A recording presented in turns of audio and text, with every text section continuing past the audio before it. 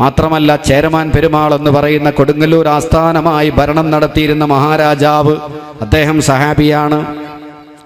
ചരിത്ര പണ്ഡിതന്മാർ അങ്ങനെയാണ് രേഖപ്പെടുത്തിയ കേരള ചരിത്രങ്ങളിലൊക്കെ കാണാമത്. നബി സല്ലല്ലാഹു അലൈഹി വസല്ലമ തങ്ങളുടെ കാലത്ത് സ്വഹാബത്ത് കടന്നു വന്നു. അവർ ഇഞ്ചി, കുലിമുളക് തുടങ്ങിയിട്ടുള്ള വസ്തുക്കളുമായി നേരത്തെ കേരളവുമായി ബന്ധത്തിലാണ്. ബിസിനസ് ആവശ്യാർത്ഥം കേരളക്കരയിലേക്ക് കടന്നു വരുമ്പോൾ ബഹുമാനപ്പെട്ട ചേരമാൻ പെരുമാളുമായി അവർ സംഭാഷണം നടത്തി. ആ സന്ദർഭത്തിൽ അവർ പ്രവാചകനെ പറ്റി പറഞ്ഞു കൊടുത്തു. ചേരമാൻ പെരുമാളിന് പ്രവാചകനെ പറ്റി പറഞ്ഞു കൊടുക്കുമ്പോൾ അദ്ദേഹം ചോദിച്ചു, ഈ പ്രവാചകനാണെന്നതിന് എന്തെങ്കിലും തെളിവുകളുണ്ടോ നിങ്ങളുടെ കയ്യിൽ? ഉടനെ ഒരു സഹാബി വര്യൻ പറഞ്ഞു, അല്പം മുമ്പ് പ്രവാചകൻ ചന്ദ്രനെ രണ്ടായി പിളർത്തിയിരുന്നു, അതൊരു വലിയ സംഭവമാണ്. മക്കാ മുശ്രിക്കീങ്ങൾ പ്രവാചകന്റെ മുമ്പിൽ വന്നിട്ട് പറഞ്ഞു, മുഹമ്മദ് നീ പ്രവാചകനാണെന്നതിന് തെളിവ് കാണിച്ചു തരണം. പ്രവാചകർ ചോദിച്ചു, ഞാൻ നിങ്ങൾക്ക് എന്താണ് കാണിച്ചു തരേണ്ടത്? ആ സന്ദർഭത്തിൽ പറഞ്ഞു, ഈ അമാവാസി രാത്രി, കറുത്ത രാത്രി, പൂർണ്ണചന്ദ്രൻ ഉദിച്ചു പൊങ്ങണം. കറുത്ത രാത്രിയാണ്, കൂരിരുട്ടുള്ള രാത്രിയാണ്. ഇപ്പോൾ പരിപൂർണമായ ചന്ദ്രനെ ഉദിപ്പിക്കണം. ഉദിപ്പിച്ചാൽ മാത്രം പോരാ, അതിനെ രണ്ടായി പിളർത്തണം എന്ന് പറഞ്ഞപ്പോൾ ബഹുമാനപ്പെട്ട നബി സല്ലല്ലാഹു അലൈഹി വസല്ലം തങ്ങൾ പടച്ചറബിനോട് പ്രാർത്ഥിച്ചു. അള്ളാഹുവിൻ്റെ റസൂല് പ്രാർത്ഥന നടത്തിയ ഉടനെ തന്നെ കറുത്ത രാത്രി, പരിപൂർണമായ ചന്ദ്രൻ, പൂനിലാവ് ഉദിച്ചു പൊങ്ങി. പരിപൂർണമായ ചന്ദ്രൻ ഉദിച്ചു എന്ന് മാത്രമല്ല, പ്രവാചകന്റെ കൈകൊണ്ട് ഇശാറത്ത് ചെയ്തപ്പോൾ അത് രണ്ട് ഭാഗത്തേക്ക് രണ്ട് പിളർപ്പായി മാറി നിന്നു. വിശുദ്ധ ഖുർആൻ തന്നെ പറയാണ്, ഇഖ്തറബത്തിസ് സാഅതു വൻശഖൽ ഖമർ, ഖിയാമത്ത് നാൾ അടുത്തു കഴിഞ്ഞു. പ്രവാചകന്റെ വരവ് തന്നെ ഖിയാമത്ത് നാളിന്റെ സൂചനയാണ്. വൻശഖൽ ഖമറു, ചന്ദ്രൻ പിളർന്നു കഴിഞ്ഞു എന്ന് ബഹുമാനപ്പെട്ട വിശുദ്ധ ഖുർആൻ പറയാണ്. ഇമാം ബുഖാരി റിപ്പോർട്ട് ചെയ്യുന്ന ഹദീസിൽ കാണാം, സഹീഹുൽ ബുഖാരിയിൽ, ഇൻശഖൽ ഖമറു ഫീ അഹദി റസൂലില്ലാഹ്, റസൂലുള്ളാഹിന്റെ കാലത്ത് ചന്ദ്രൻ രണ്ടായി പിളർന്നു, ഒരു വലിയ ഗോളത്തെ രണ്ടായി പിളർത്തി. ചേരമാൻ പെരുമാൾ ഉറക്കില്ലാത്തൊരു രാത്രി തൻ്റെ മട്ടുപ്പാവിലൂടെ നടന്നുകൊണ്ടിരിക്കുമ്പോൾ പെട്ടെന്നാണ് അർദ്ധരാത്രി ചന്ദ്രൻ ഉദിച്ചു പൊങ്ങുന്നതും അത് രണ്ടായി പിളരുന്ന അത്ഭുതകരമായ രംഗം കണ്ടു. ചേരമാൻ പെരുമാൾ ജ്യോത്സ്യന്മാരൊക്കെ വിളിച്ചു വരുത്തി പിറ്റേന്ന് കാര്യങ്ങൾ അന്വേഷിച്ചു. ജ്യോത്സ്യന്മാർ പറഞ്ഞു, 4-ാം വേദത്തിന്റെ പ്രവാചകൻ വരേണ്ട ഘട്ടമായിട്ടുണ്ടെങ്കിൽ അങ്ങനെ ഉണ്ടാകുമെന്ന് മുൻ വേദഗ്രന്ഥങ്ങളിലൊക്കെ പറഞ്ഞിട്ടുണ്ട്. അങ്ങനെ ചേരമാൻ പെരുമാൾ ചിന്തയിൽ കഴിഞ്ഞുകൂടുമ്പോഴാണ് സ്വഹാബത്ത് വന്നിട്ട് ആരംഭ റസൂല് ചന്ദ്രനെ പിളർത്തിയ സംഭവം പറയുന്നത്. ഉടനെ ചേരമാൻ പെരുമാൾ അവരോട് പറഞ്ഞു, നിങ്ങൾ തിരിച്ചു പോകുമ്പോൾ ഞാനും നിങ്ങളെ കൂടെ വരും, എനിക്ക് ആ പ്രവാചകനെ കാണണം.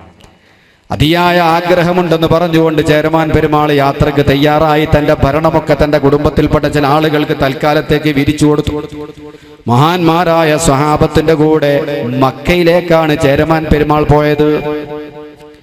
ബഹുമാനപ്പെട്ട നബി സല്ലല്ലാഹു അലൈഹി വസല്ലമ തങ്ങൾക്ക് ഇഞ്ചി സമ്മാനമായി മൺപാത്രത്തിൽ, മൺകലത്തിൽ പ്രത്യേകം ഇഞ്ചി സമ്മാനമായി കയ്യിൽ പിടിച്ചിരുന്നു എന്നൊക്കെ ചരിത്രകാരന്മാർ രേഖപ്പെടുത്തിയിട്ടുണ്ട്.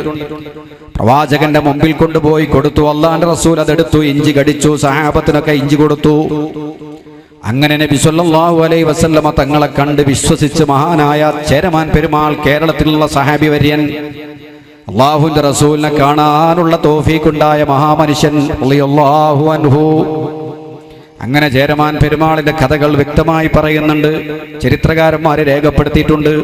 സ്വഹാബത്തിന്റെ കൂടെ ജീവിക്കുമ്പോൾ അദ്ദേഹത്തിന്റെ കാതിന് ഓട്ടുണ്ടായിരുന്നു. അന്ന് കേരളത്തിലെ രാജാക്കന്മാർ കാതുകുത്തിയിട്ട് സ്വർണ്ണം ഇടും, വലിയ ദ്വാരണ്ട.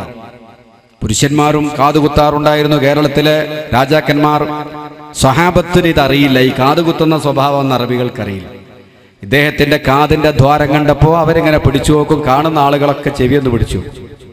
കേരളത്തിൽ നിന്ന് വന്ന ചേരമാൻ പെരുമാളിനെ കാണുമ്പോൾ അദ്ദേഹത്തിന്റെ ചെവിയൊന്ന് തൊട്ടു. എല്ലാവർക്കും ഈ ഓട്ടമുള്ള ചെവി കാണും, ഇതെങ്ങനെ ഓട്ടായി എന്ന് പറഞ്ഞു. ആ സമയത്ത് ഒരിക്കൽ നബി തങ്ങളോട് പറഞ്ഞു, നബിയേ, ഊനം എൻ കാതാൽ ചിലർ ഹാസിത്തിടുന്നാറുണ്ട്,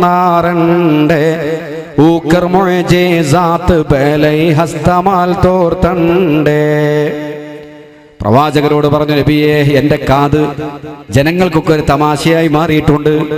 ഈ ഓട്ടയുള്ള കാത് പിടിച്ചു നോക്കി എന്താണിത്, എന്തു പറ്റിയെന്ന് ചോദിക്കുമ്പോൾ മറുപടി പറഞ്ഞ് ഞാൻ കുടുങ്ങിയിട്ടുണ്ട്. അതെനിക്കൊരു തമാശയായി അനുയായികൾ കാണുന്നുണ്ട്. അതുകൊണ്ട് ഈ ഓട്ടയൊന്ന് തൂർത്തു തരാൻ പറ്റുമോ? അള്ളാഹുവിന്റെ റസൂൽ ഒരു ചെവി ഇങ്ങനെ പിടിച്ച് പുഞ്ചിരിച്ചുകൊണ്ട് ഇങ്ങനെ തടവിയപ്പോൾ ആ കാതിന്റെ ഓട്ട തോർന്നു. എന്നിട്ട് പ്രവാചകൻ പറഞ്ഞു, ഞാനിത് കാണായികയല്ല, സ്വർഗത്തിൽ പുരുഷന്മാരും സ്വർണ്ണാഭരണം ധരിക്കും.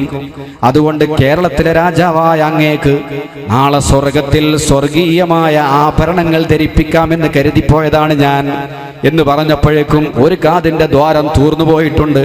രണ്ടാമത്തെ കാത് പൊത്തിപ്പിടിച്ചിട്ട് ചേരമാൻ പറഞ്ഞു, എന്നാൽ ഈ കാത് അങ്ങനെ തന്നെ നിൽക്കട്ടെ, അതൊരു തെളിവാണ്. നാളെ സ്വർഗത്തിൽ നിന്ന് സ്വർഗീയമായ ആഭരണങ്ങൾ ധരിപ്പിക്കാൻ ഞാൻ ഉദ്ദേശിച്ചു, അതുകൊണ്ടാണ് എന്ന് പറഞ്ഞപ്പോൾ മറ്റേ കാത് പൊത്തിപ്പിടിച്ചു. ഇത് അങ്ങനെ തന്നെ നിൽക്കട്ടെ എന്ന് ചേരമാൻ പെരുമാൾ പറഞ്ഞു എന്നൊക്കെ ചരിത്രകാരന്മാർ രേഖപ്പെടുത്തിയിട്ടുണ്ട്. അങ്ങനെയുള്ള മഹാനായ ചേരമാൻ പെരുമാൾ പ്രവാചകരോട് പറഞ്ഞു, നബിയെ, എൻ്റെ കൂടെ സഹാബത്തിനെ വിട്ടുതരണം. കേരളത്തിൽ ഇസ്ലാം പ്രചരിപ്പിക്കാൻ പറ്റിയ ചുറ്റുപാടാണ്, ഞങ്ങൾക്കൊക്കെ അവിടെ സ്വാധീനമുണ്ട്. അങ്ങനെയാണ് മാലിക് ദിനാർ റളിയല്ലാഹു തആല അൻഹുവിനെയും സംഘത്തെയും അദ്ദേഹത്തിന്റെ കൂടെ പറഞ്ഞയക്കുന്നു. വരുന്ന വഴിയിൽ സലാലയിൽ വെച്ച് ബഹുമാനപ്പെട്ട ചേരമാൻ പെരുമാൾ അന്ത്യവിശ്രമം കൊള്ളുന്നു. അദ്ദേഹം വഫാത്തായി. അവിടെയാണ് ചേരമാൻ പെരുമാൾ അന്ത്യവിശ്രമം കൊള്ളുന്നത്, സലാലയിൽ.